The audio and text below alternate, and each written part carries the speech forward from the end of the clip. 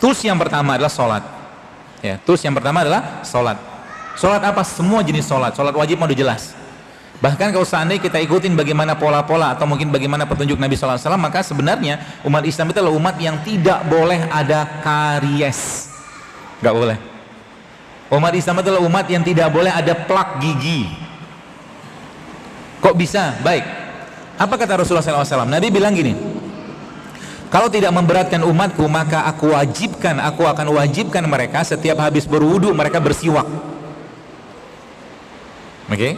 Kalau sholat wajib saja 5 kali, maka sudah 5 kali kita sholat. Ada hadis lagi kelanjutannya. Kalau tidak memberatkan umatku, maka setiap mau sholat mereka aku akan wajibkan untuk bersiwak. Sudah 10 loh. Ini belum sholat rawatib.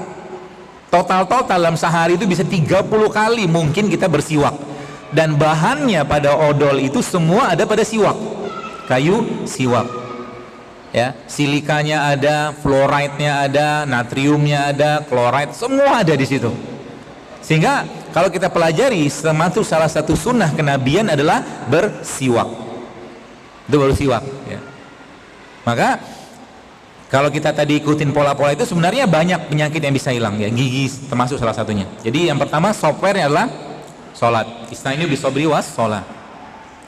Terutama sholat-sholat yang memang dikhususkan atau mungkin ada fadilahnya. Contoh sholat malam. Ya, sholat malam. Kalau bisa Pak Bu, mulai sekarang jangan lagi kelewatan sholat malam. Kalau sekarang subuh jam 4 lebih 11 ya, bangunlah jam setengah 4 atau 4 kurang seperempat. Minimal sholat 2 rakaat atau 3 atau 4 rakaat. Witirnya ba'da isya boleh kok. Witir ba'da isya, nanti habis itu malam tinggal tahajud aja, nggak apa-apa. Jangan pernah kehilangan. Sebab apa? Kalau seandainya kehilangan satu malam saja, maka timeline kehidupan kita, jalur waktu atau jejak kehidupan kita itu tidak mencatat kita pernah sholat waktu itu gitu loh. Sayang kan? Ya, maka jangan pernah. Jadi kalau urusannya kebaikan, maka menangislah kita kalau terlewat di situ. Kalau seandainya sekarang di sini saya memberikan penawaran kepada Anda, misalkan ada yang mau nggak iktikaf 1 bulan penuh di Masjid Nabawi? Mau kan? Saya juga mau. 1 bulan penuh iktikaf ya di Masjid Nabawi. Mau banget. Ya. Tapi kan nggak bisa. Dengan kondisi kita mungkin kerja atau apapun susah kan. Maka Nabi memberikan petunjuknya kepada kita. Nabi bilang apa? Membantu hajat saudaraku atau kaum muslimin lebih aku sukai daripada iktikaf 1 bulan penuh di masjidku. Jadi misalkan beginilah. Di luar sana banyak orang, nggak ada tempat. Lalu Anda melihat di depan Anda ada kosong tempatnya. Hajatnya orang itu adalah duduk di majelis ini misalkan. Maka ketika Anda memberikan dia tempat di depan Anda, maka itu pahalanya lebih baik daripada iktikaf 1 bulan penuh. Islam tuh kayak begitu luar biasanya. Ada teman kita mau berwudu, ya. Berwudu kemudian dia pakai sepatu, kita lihat dan dia nggak ada sendal. Kita siapin sendal untuk dia. Itu hajatnya dia saat itu, subhanallah, itu pahalanya lebih baik pada iktikaf 1 bulan penuh. Luar biasa. Ya. Kenapa ini saya sampaikan? Karena kembali ke konsep dasarnya Islam. Islam menganut konsep dasar kesehatan bahwa sehat itu dimulai dari kolbu. Ya, sehat itu dimulai dari kolbu. Kalau kolbunya sehat, maka sehatlah fisiknya. Kalau kolbunya bermasalah, maka bermasalahlah fisiknya. Semua penyakit fisik akan dimulai dari penyakit kolbu. Penyakit kolbu ada berapa? Ada 2. Kalau nggak syubhat, syahwat. Syubhat, syahwat. Itu aja balik-baliknya. Tadi kalau Anda sekarang saya mungkin tadi tanya, mie instan nggak sehat, kenapa mau dimakan? Karena enak. Enak itu kan syahwat. Enak itu syahwat. Dan kolbu kita, Bapak Ibu sekalian, kolbu kita itu makanannya adalah tidak makan. Jadi kalau mau fisiknya sehat, maka jangan banyak makan. Dan manusia sukanya makan. Kalau Anda atau saya jadi kasih pilihan untuk makan sama tidak makan, kita akan pilih makan. Nafsu kita ada di situ, pengen makan.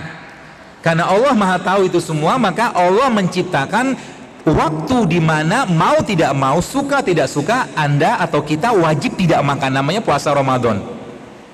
Ya kan? Dan 30 hari penuh kita disuruh puasa. Tapi sayangnya Ramadan tidak dijadikan waktu untuk mengosongkan perut. Sehingga di negeri kita Ramadan justru malah inflasinya paling tinggi. Kenapa? Berlebihan dalam urusan makanan. Kan gitu. Ramadan selesai, akhirnya apa? Muncul puasa Syawal 6 hari.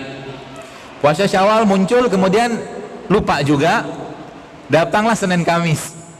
Senin Kamis baru sekalian lupa juga ada Allah kasih Ayyamul Bid. Coba itu kan SOP-nya tuh, lihat. Rules-nya. Kalau sekarang orang-orang barat mengenal intermittent fasting, puasa puasa bersela, ya. Islam itu puasanya bersela banget. Kalau orang yang puasa, misalkan Anda hari ini puasa, katakanlah puasa dari jam 4 tadi sahur gitu kan, atau jam setengah 4, maka jam 4 ke 4 atau jam 4 ke 4 sudah 12, ketemu jam 6 berarti jam 14 jam kita berpuasa. Makan sedikit di situ, lalu ba'da isya tidur seperti tidurnya Nabi.